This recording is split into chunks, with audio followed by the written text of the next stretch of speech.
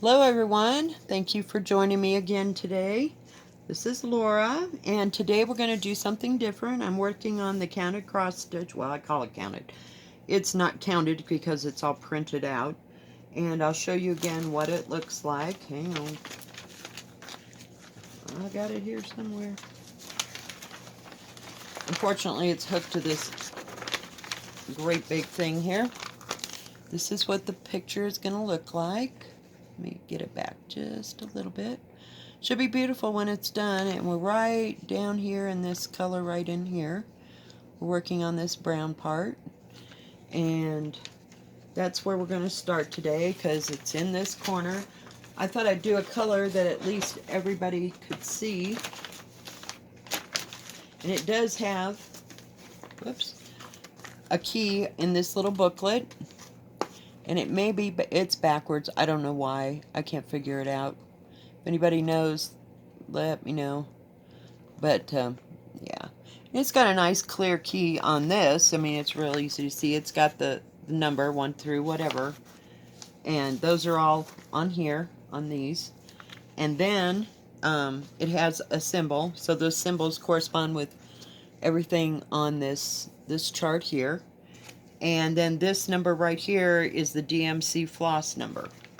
So hopefully they're DMC flosses, but I haven't been using that. I go and I look and see what color, like right now I'm going to be working on this purple that's actually on the canvas, but the color itself is a brown. So I'm going to fill that in. Now I'm trying to do it all in the same direction so it's consistent. I think that's how you do it. It's been so long since I've done it.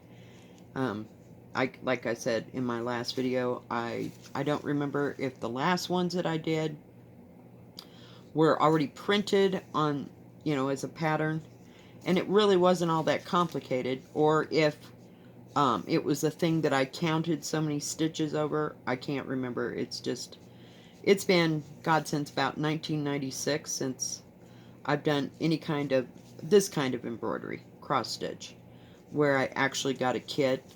And I think what I did was the kit didn't have the colors, so I had to purchase the DMC floss threads to go with it, and it said, use 6 of this and 7 of another or whatever. And I just did it that way, so it was basically the pattern, but it seems to me like it was printed on a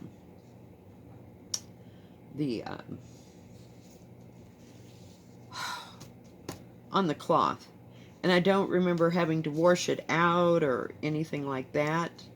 So we'll see how this works. I don't know.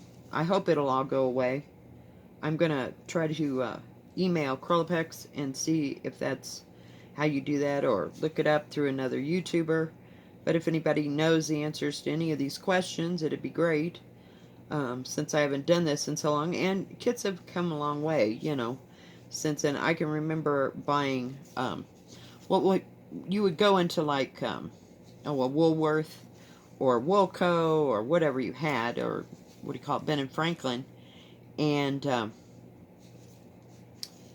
they would have pillowcases that had, and they were white usually. I don't remember them being in color, and they were some kind of, I'll call it cheap cloth because they were pretty cheap back then, and it was stamped onto the material, and you just did either the cross stitch or whatever embroidery picture, with using your various embroidery stitches to make the pattern that was printed down on there. And I think I've run across several patterns that you could iron onto a pillowcase or a doily or just whatever the project was. I've even seen quilt squares like that. And you can still get patterns. I don't know. I think you'd probably have to order them special now. I don't know that they do or they don't make those. I haven't checked into these kind of things yet, but or since it was so long ago. And where I started with this was that we used to use Lily thread. I don't know if anybody remembers the Lily Thread Company. And it was way cheaper than DMC. I mean, DMC was like way out there, you know. I mean, it cost probably 10 cents a skein for the lily thread, and probably 25 cents and up, you know, which was just terribly spendy at the time. I don't even remember having that choice when I started this way back when I was like 8 or 9 years old. That didn't become prevalent until, oh, I was about in high school, where I think they started importing DMC floss. Now, they may have had it at higher end places, you know, we were just messing around, you know. I mean, this was just something to do in the summer, something easy you could hang on to or work. And I was always interested in embroidery and needlepoint. I didn't do anything fancy in needlepoint, but I did, you know, have several stitches down in embroidery that I knew, and because that's just what you did. And I was into the old-fashioned crap, you know, where I thought I had visions of making a what do you call it, a hope chest, so that when I got married, you know, I had all these things made. Huh, what a joke. Yeah, I think I was in love with the idea more than making the idea come to life. I did knit several afghans and that kind of thing, and I did crochet some. We made granny squares until we couldn't see straight anymore, but that was about as far as we went with the crochet. I followed through with that, trying to do some crocheting with the cotton thread. Um, whoops, yike. Um, the cotton thread that you use to crochet doilies with, and you also put picot edges on and stuff like that. So I knew about, I would say, a handful of crochet stitches that I could make a pattern with. But the granny squares, they stuck. I taught my girlfriend taught me how to make these granny squares when I was probably a sophomore in high school. I just thought it was just too cool for school. You know, I could make these little squares and you could sew them together, and they had all this black. See, the dramatic part was the color against the black. And that's what got me. I mean, it pulled me in then, and it pulls me in now, is the color. And the dramatic effect of all the black around all the squares and such. So, yeah, we tried that. So I went home, consequently, and taught my 70-year-old grandmother how to make granny squares. And we always had yarn in the house because my mother would knit afghans. And my grandmother knew how to knit too, so we knit up probably 8 or 9 of those. And we had leftover yarns, and we thought that was really great. We could use them up. So we must have made a gazillion of them granny squares. We had everything in granny squares. We probably could cover the house with granny squares. And we had one knitting pattern that we got from, I want to say Brene Minerva, something like that. Somebody that knows actual knitting and crochet, you know, they're probably cringing over there. Yeah, we know that one. But we did the ripple knitted afghan that you made in strips. So we were always doing some kind of handiwork, and that went along with my nerves, so it gave me something to do and something to concentrate beside on myself. So that's how I learned to do all this and everything. Can you see that? It's not turning out too bad. I mean, it's laying flat. I know I'm trying not to pull my stitches really hard, and this is pretty stiff, you know. Idiot cloth, I know after I've handled it about 7,000 times, it'll look like somebody wrung it through the wash. But we'll see if I don't know. Does anybody have any suggestions on whether or not I should have a hoop to do this? Because, I mean, I did embroidery, but it was on cotton material, or it was on whatever. I don't know. Your guess is just totally as good as mine. What kind of, you know, but what I was saying was the material was more pliable than this, so I can't remember if I had to have a hoop for this cross-stitch affair or not, but it's not like I can't go get it. We have a nice little sewing shop that's run by a little old man, and him and his wife used to have a store, and she passed away, and he's still there. He can cut material and sew and quilt and do everything, you know, with the best of the women. So, but he's probably, God, he must be 80 years old if he's a day. So he has a few things in there, but hoops would be on the list of things that he had. Because this town, there's only about 3,000 people, so I don't think there's many people. If I could just get this threaded. This is a nice needle. It's not cheap like the ones with the beaded cross stitch. I didn't get that one. Oh my goodness. Yeah, that was a nightmare. But I might go back to it. It's just, it goes so slow compared to diamond painting, you know? It's like, God, can we just get on with this? I some days don't have the patience that God gave me. And sometimes I think he just kind of skimmed right over that patience thing, because, yeah, we don't have much patience. But I gotta say, it's looking, you know, pretty even for filling things in here. I can't figure out what that is. I'll have to go look. It's kind of hard to see. In a way, I'm just picking out the ones I can tell what they are, and then I'll go back to my pattern over here and look and see if it should have been something else is another color. I'm not taking nothing out. It is what it is, what it is. But, you know, I mean, it's easier to see that, sorry, than some of the other. So, and I'm really new at this camera angle thing, so I'm sorry if you can't see things really good, but it's just a simple cross stitch, and I make them all, whoops, I think I got a knot there, it didn't want to go. Yeah, I'm not good at tying off my knots, and I know you're supposed to hide it here and hide it there, and yeah, well, I figure nobody's going to be scrutinizing the back of my needlework, you know. If you were back in the day in the 1800s, that them grandmas, they'd make you take it out because you weren't doing it right. I know that for a fact. But and nobody in my family, well, except for this, I'd call her a great aunt of mine, quilted, and she did some. She'd make fancy pillows out of silk ties, and then she'd go around like she'd put them together like a crazy quilt, and then she'd use the all the pretty embroidery stitches that you have. Now I'm using 2 threads here, and if it gets kind of knotted up, I just run my needle down to the bottom, and I just kind of pull it out a little bit and then pull it up.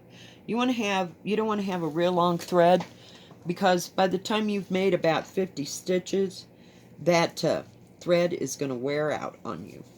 And for anybody that hasn't ever done cross stitch, I mean, it's just up one corner and down to the next, and it's real simple.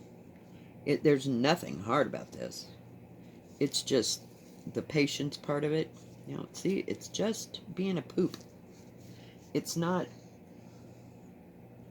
But anyway, you want to have a short thread. So my thread here is, oh, I would say it's probably 14 inches long or so. Now the whole thing was probably at least 3 feet long. So I cut it in half, and then I divided out 2 strands of thread, and then threaded my needle and put a knot in the end of it. I know you're not supposed to put a knot now. I know. Those cross stitchers out there, they're probably just cringing, but yeah. And there is a way, I know it, and I know how to do it, but do I? No. That you run it through the back, like, let me get up here, and you hide your thread, like you would come down here, let's say this is the back, and you would run it through the back like this, and come out, and it would hide your thread, and then you just kind of make a slip knot real easy, and then cut it off. And now I'm going to have to go back because oh my gosh, I got it out. Yeah, I'll show you that way when I get ready to get rid of this thread in the end. It just takes too much time. See, it's just not in my repertoire of things to do. Now, some people will go all the way across with one direction of stitch, and then come back the other direction. Now sometimes I will do that just for the sake of doing it today. It's skipping like every other third one because of the pattern here. So I'm just kind of doing the whole stitch in one fell swoop like that. I came up and down, and then I'll go over here and come up here and come down, and then I usually do that with my needle bent, and then come and complete it, see? So I don't have to go all the way across all of these and then come back and cross them again. So I just finish it while I'm at it. But be careful when you come back up that you're not coming up where you just went down, because that don't work out sometimes. But and that way it goes a little faster. Now this, see, I've bent my needle, and I'm going to go, I have one right here that I'm going to do. So, let me see if I can bend you down. Okay, so I go over here, and I bend my needle, and come across. Now I'm going to cross back down over the same stitch that I just made. Can anybody see that? I hope so. I don't think it won't let me zoom. So, yeah, we're still working on all the little bits and pieces of camera stuff. But, yeah, it's going, you know. And I won't say that it'll go fast or slow, but that's how I am doing this, because it's not one whole solid area. Now, if it was a solid area, see, I could just go sideways and make two. So you got two stitches, and then come up and go back to the corner, and then come up in this corner. I think it wastes more thread. I'm not sure. So, and then make the other stitch. And you didn't see any of that, did you? Oh, hell, I'm sorry. Got so much crap on this table, I can't breathe. Okay, we'll try it here where I can see what I'm doing. Okay, so all my stitches start by going across. So I'm going to go across on this line of the purple. And you can go right through. Now you're at the other corner, and the other corner, and the other corner, and the other corner. Now, to go back, I start at the top. Oh, I wish you could see this better. I can't. Let me come in a little bit and down. Okay. So, it's real hard on this big piece to see that. But, come across, and across,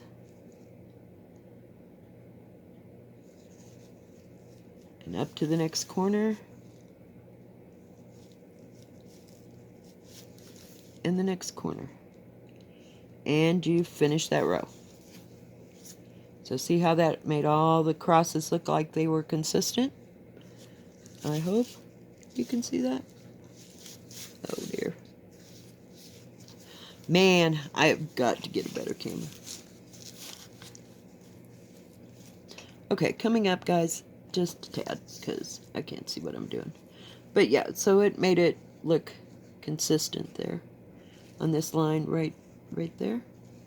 So, yeah, so it's not hard. It's just one stitch.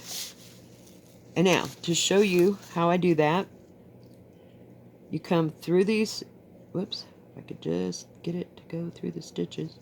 Now, if you do them all consistent, then it'll look all pretty on the back side. But, okay, so you pull it through, and then, let me go a little bit further, if I could just get it to go. Okay, so see how that way you won't have a tail, and you come and make a loop, Now you got a loop, and you stick the needle through the loop, and you pull it down as hard as you can, hanging onto it so it doesn't make your stitch tight back there, and then cut it off. And then, now you see I haven't been doing that, but that way your thread and your tails aren't all over the back. Now when you do your, let's say you're going to start it, you come through the back like this, and you leave just a little bit of a tail, and you go back and you make a knot like that, hold it again. But see, now you have this little, you can make that, see where it's sticking up? Crap. Really? Okay. But you have just a little bit of a tail here. And you could make that shorter, but you just want to make sure that you come through one piece of thread there and do the hole again and put the rabbit through the hole and tighten it up and then cut it off. And that's how you hide your stitches and how you don't make knots and everything. Well, guys, thank you for joining me today. I appreciate you stopping by and watching. If you like these kind of videos, I can sure do them again. If you like it, please hit the like button. And don't forget to subscribe. And thank you for stopping by. Have a good day. Bye-bye. God bless.